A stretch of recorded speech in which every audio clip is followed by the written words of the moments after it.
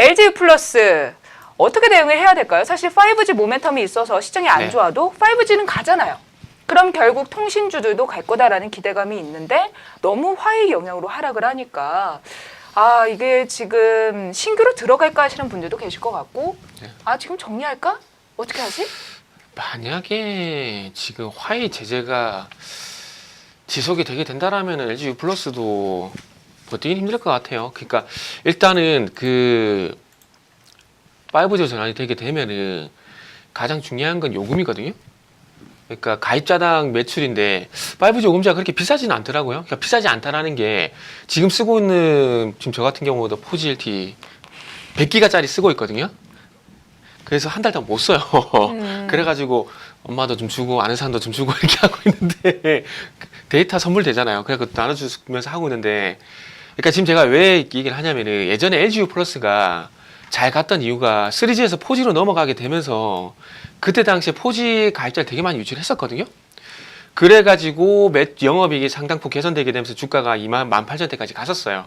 그런데 지금 5G 같은 경우도 예전에 그런 경험이 있다 보니까 LG U 플러스가 4G LTE도 많이 가입자를 유치를 SKT한테 많이 뺏어 왔었으니까 5G도 마찬가지일 거야. 그래서 그런 기대감 때문에 주가가 좀 올라가는 듯 하다가 지금 그 화웨이에 했던 제재가 진행이 되다 보니까 지금 LG U 플러스 같은 경우에는 4G 같은 경우에도 마찬가지로 그 화웨이 장비를 쓰고 있거든요. 근데 5G도 마찬가지로 화웨이 장비를 많이 썼어요.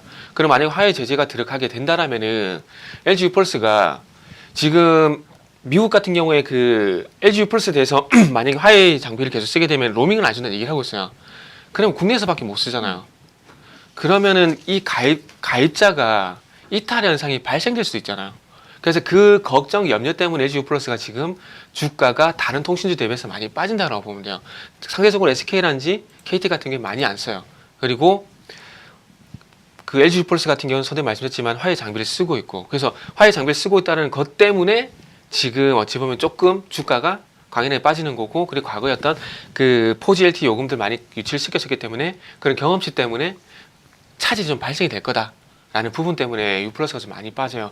근데 제가 보기에는 LG U 플러스가 지금 당장 지금 쓰고 있는 5G 장비를 다 교체는 못 할 거예요.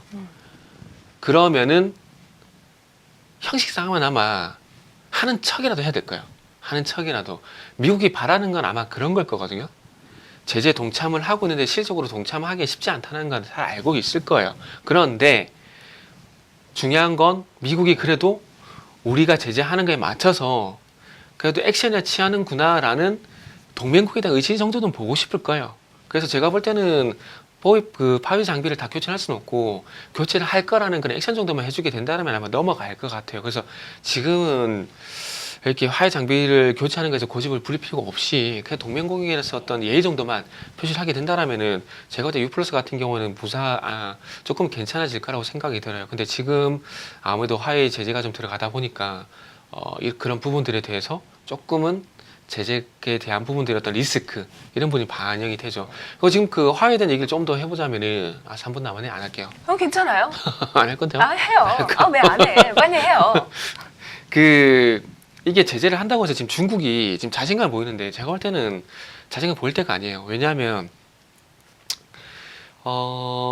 제재를 하게 되면은 뭐 자기들이 부품을 다 조달을 하셨다고 얘기를 하고 있지만 실질적으로 소프트웨어 같은 경우는 인텔에서 그저 공급을 받고 있고, 그리고 통신칩 같은 경우는 모바일 애플리케이션 이런 부분 같은 경우는 퀄컴에서 공급을 받고 있거든요. 그래서 그런 부분 대량으로 조달이 가능하다고 얘기를 하고 있는데 지금 자회사인 그 하이시 테크론인가 하이시 반도체인가 하여튼 그 자회사가 이 시스템 반도체를 생산하고 있어요. 그래서 들어간 부분들. 근데 이 회사 같은 경우에 설계하고 생산 의뢰를 해요. 근데 그 생산 의뢰가 TSMC가 하고 있거든요.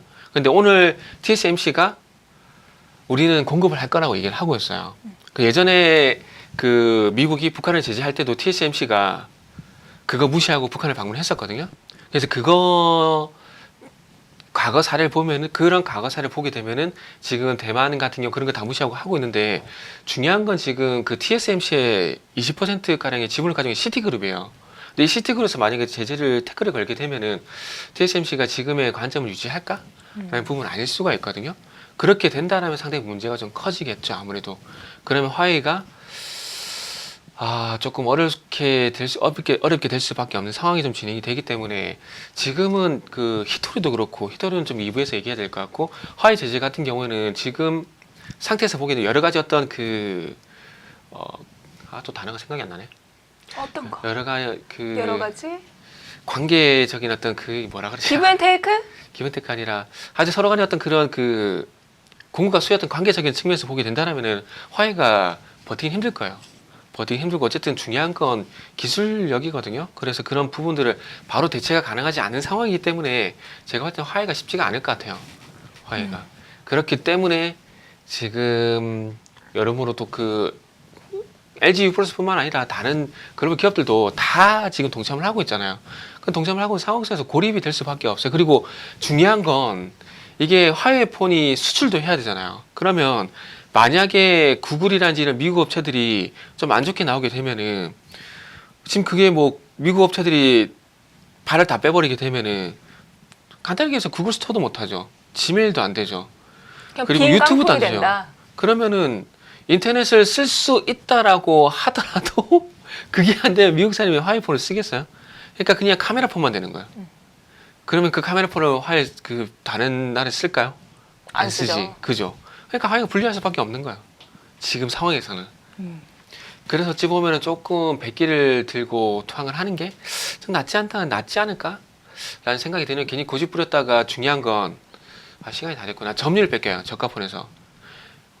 지금 오늘 제가 검색을 하다가 우연찮게 본 건데 지금 삼성이 7만 원인가 7달러인가 모르겠어요. 7만 원이 맞는 것 같은데 7만 원짜리 저가폰을 만들었어요.